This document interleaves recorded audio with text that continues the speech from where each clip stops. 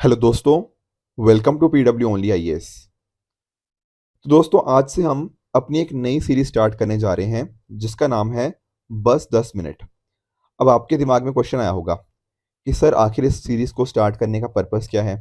देखो, पर्पस बड़ा ही सिंपल सा है। यहाँ पर सिर्फ 10 मिनट के अंदर, यानी कि बहुत ही कम टाइम के अंदर ना, आप कुछ बहुत इंपॉर्टेंट कॉन्सेप्ट्स को सीखने वाले हो। और ये जो कॉन्सेप्ट हम डिस्कस करेंगे ना, ये डिस्कस करेंगे एमसीक्यू के माध्यम से। तो होगा क्या, आपके क्वेश्चंस की प्रैक्टिस भी होती रहेगी। जहाँ जहाँ पर यूपीएससी ने क्वेश्चंस पूछे हुए हैं तो वो तो मैं लाया ही हूँ। साथ ही साथ कोई अन्य एग्जाम्स के अंदर भी अगर कोई क्वेश्चन पूछा गया है ना, तो उनको भी यहाँ पर हम डिस्कस कर लेंगे। तो एमसीक्यू भी प्रैक्टिस भी हो रही है, कॉन्सेप्ट भी सीख रहे हैं, और बहुत ही कम टाइम के अंदर आप चीज़ें सीखते रहोगे। तो आपको क्या करना है, आपको बस दो चीज़ें करनी है। पहली बात तो कि आपको इस सीरीज़ के साथ जुड़े रहना है, ठीक है ना। कंसिस्टेंसी यूपीएससी में या बाकी वाले एग्जाम्स में सबसे ज़्यादा इंपॉर्टेंस होती है। तो कंसिस्टेंट रहना है इस सीरीज़ के साथ। एंड दूसरी चीज़ क्या है, दूसरी चीज़ ये है कि जो भी मैं आपसे क्वेश्चन पूछा हूँ, कोशिश करनी है कि आप उसको खुद एक बार सॉल्व करो और नीचे मुझे कमेंट्स में बताओ कि उसका आंसर क्या होगा। इससे पता क्या होगा, आपको भी अपने आप पे कॉन्फिडेंस आएगा कि यार मैंने चीज़ें पढ़ी हुई हैं और मैं अटेम्प्ट भी कर पा रहा हूँ। अगर नहीं भी होता तो भी कोई दिक्कत वाली नहीं है, तो हम कॉन्सेप्ट तो यहाँ पे सीख ही रहे हैं। तो इस तरह से इस पूरी सीरीज़ का आप अच्छे से यूटिलाइज़ेशन कर सकते हो। तो आज जो हम टॉपिक डिस्कस करेंगे that will be nature of Indian economy. चलते हैं पहले क्वेश्चन की तरफ। यहाँ क्या कह रहा है कि इनमें से कौन-सा मेन कैरेक्टरिस्टिक है इंडियन इकोनॉमी का। तो ये आपके सामने ऑप्शंस हैं, मुझे कमेंट्स में बताना है इसका आंसर। देखो, समझते हैं इस चीज़ को। आपको ना, अगर आप इकोनॉमी को अगर आप कैटेगराइज करना चाहो तो आप नोटिस करोगे कि अलग अलग टाइप की इकोनॉमी हो सकती है।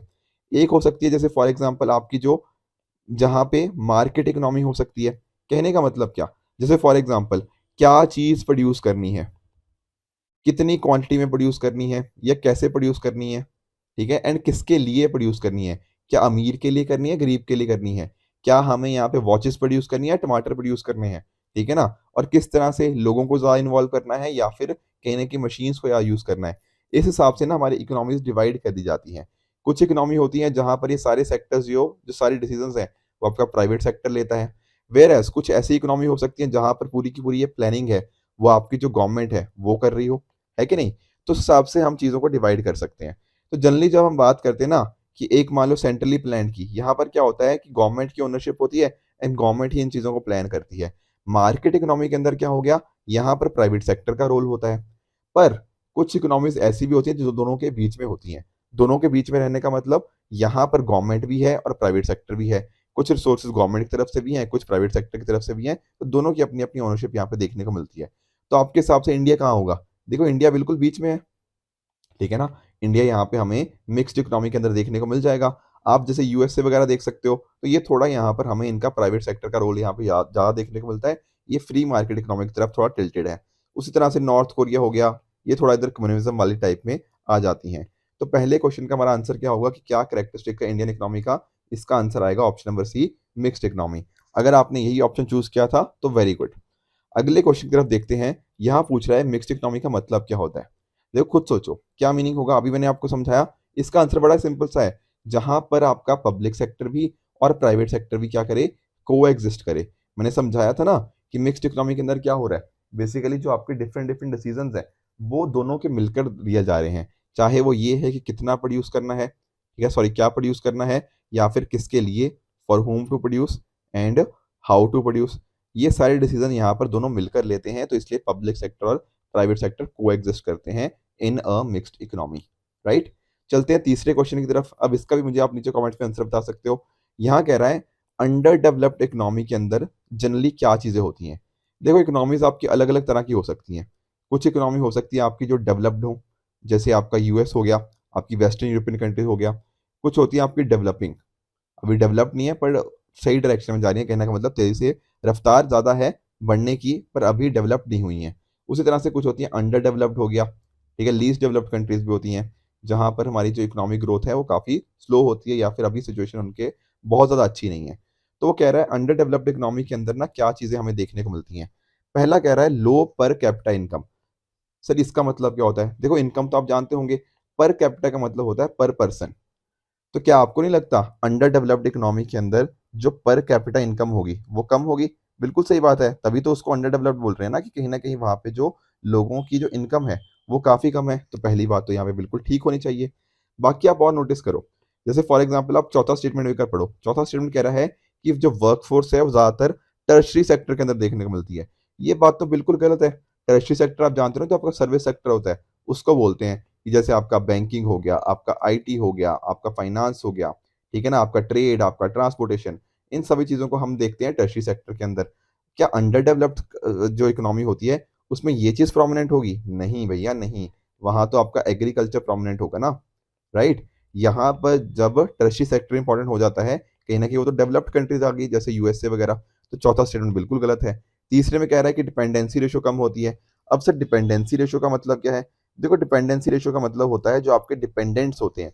जैसे मान लो आपके रिटायर्ड लोग हो गया, आपके बच्चे हो गया, अगर ये लोग बहुत ज़्यादा हैं एंड अकॉर्डिंगली जो आपके वर्किंग एज वाले लोग हैं, वो कितने हैं उसके कंपैरिजन में? तो जनरली पता क्या होता है, जो डेवलप्ड कंट्री है जैसे यूएसए वगैरह, वहाँ पर वर्किंग एज लोग ज़्यादा हैं और आपके बच्चे या रिटायर्ड कम हैं, ठीक है, बेसिकली बच्चे कम होंगे, तो कहीं ना कहीं यूएसए में जो होगी ना डिपेंडेंसी रेशियो, वो थोड़ी कम होगी। बट डेवलपिंग कंट्रीज के अंदर या अंडर डेवलप्ड के अंदर देखा जाता है कि डिपेंडेंसी रेशियो लो नहीं होती, वो हाई होती है। तो तीसरा भी गलत हो गया। दूसरा बात बिल्कुल यहाँ पे ये ठीक कह रहा है कि कैपिटल फॉर्मेशन की रेट काफ़ी स्लो होती है। यहाँ पर इसका क्या मतलब है कैपिटल फॉर्मेशन का? यहाँ मीनिंग बहुत ही सिंपल सा है कि जैसे आपका मान लो कोई सेविंग्स की आपने, तो सेविंग्स को किस तरह से आप चैनलाइज करते हुए उसको इन्वेस्टमेंट में यूज़ करते हो, एंड इन्वेस्टमेंट के बेसिस के ऊपर आपके जो अलग चीज़ें हैं, मशीनरी हो गया, ट्रांसपोर्ट हो गया, प्लांट हो गया, व्हीकल हो गया, उनमें कैसे यूज़ किया जाता है। तो यहाँ पर अंडर डेवलप्ड कंट्रीज के अंदर ये भी चीज़ लो होती है। तो इसका सही आंसर क्या बनेगा? Option number A, 1 and 2 only. चौथा क्वेश्चन देख लो कि इंडियन इकोनॉमी में क्या चीज़ कैरेक्टराइज है। क्या यहाँ पर एग्रीकल्चर का प्रीडोमिनेंस है? बिल्कुल सही बात है। देखो, मेजॉरिटी ऑफ लोग आज भी हमारे एग्रीकल्चर के अंदर ही देखने को मिलते हैं। दूसरा कह रहा है इंडस्ट्रीज की प्रीडोमिनेंस। नहीं भैया, हमारे एग्रीकल्चर प्रीडोमिनेंट है, इंडस्ट्रीज नहीं है। पर कैपिटा इनकम तो लो है, ये मैंने आपको समझा ही दिया था। और अनएम्प्लॉयमेंट भी काफ़ी ज़्यादा है, बेरोजगारी काफ़ी ज़्यादा है, ये बात भी करेक्ट है। तो सही आंसर क्या बन जाएगा यहाँ पर? आपका पहला, तीसरा और चौथा। तो सही आंसर बना option number D is the correct answer. जिन्होंने ऑप्शन डी चूज किया था उनका आंसर बिल्कुल करेक्ट है। यहाँ पर कह रहा है कि इंडियन इकोनॉमी को अगर आपने क्लासीफाई करना हो तो कहाँ पर क्लासीफाई कर पाएंगे? क्या इंडिया एक फूड डेफिसिट कम इकोनॉमी है? नहीं। आज के टाइम के ऊपर इंडिया फूड डेफिसिट नहीं कह सकते। आज के टाइम तो आप देख लो, चावल देख लो, अब राइस देख लो, इंडिया के पास ठीक ठाक इनका यहाँ पे हमें गोडाउन में हमें अच्छा खासा सरप्लस देखने को मिलता है। तो ये बात तो गलत है, फूड डेफिसिट अब तो नहीं है। पहले भले ही थे 1960s के टाइम पे, पर ग्रीन रेवोल्यूशन के बाद ऐसी सिचुएशन तो नहीं है। ठीक है। जैसे और क्या कह रहा है, लेबर सरप्लस इकोनॉमी, क्या ये बात ठीक है? ये बात बिल्कुल करेक्ट है। आज के टाइम भी अगर आप नोटिस करो ना, इंडिया में इतने ज़्यादा वर्कर हैं, ठीक है ना, तो लेबर सरप्लस है इंडिया के अंदर। तो इसका सही आंसर ऑप्शन बी ही बनेगा। बाकी ट्रेड सरप्लस वाला भी गलत है एंड कैपिटल सरप्लस वाला भी हमारा यहाँ पे गलत हो जाता है। तो option B number is the correct answer. ठीक है ना? तो आपने आज नोटिस किया होगा कि लगभग 10 मिनट के अंदर ही हमने टोटल 5 क्वेश्चन देखने की कोशिश करी और साथ-साथ कुछ इंपॉर्टेंट कॉन्सेप्ट भी समझे कि आपका डिपेंडेंसी रेशियो क्या होती है, ठीक है ना? और भी जो चीज़ें थी, जैसे फॉर एग्जांपल आपका वर्कफोर्स हो गया, आपका टर्शियरी सेक्टर हो गया, कैपिटल फॉर्मेशन क्या होता है, तरह-तरह की इकोनॉमीज़ क्या होती हैं। तो इस तरह से कम टाइम के अंदर ही ना हमने कुछ इंपॉर्टेंट कॉन्सेप्ट जानने की कोशिश करी है। बस आपको क्या करना है, इस सीरीज़ के साथ जुड़े रहना है। आप देखोगे कि बहुत सारे आपके कॉन्सेप्ट्स भी क्लियर होते रहेंगे एंड साथ ही साथ आपकी अच्छी खासी एमसीक्यू की प्रैक्टिस भी होती रहेगी। ठीक है? तो thank you so much for this video. ठीक है? इसी तरह से आप भी अपने एंड पे हार्ड वर्क करते रहिए। Goodbye and good luck.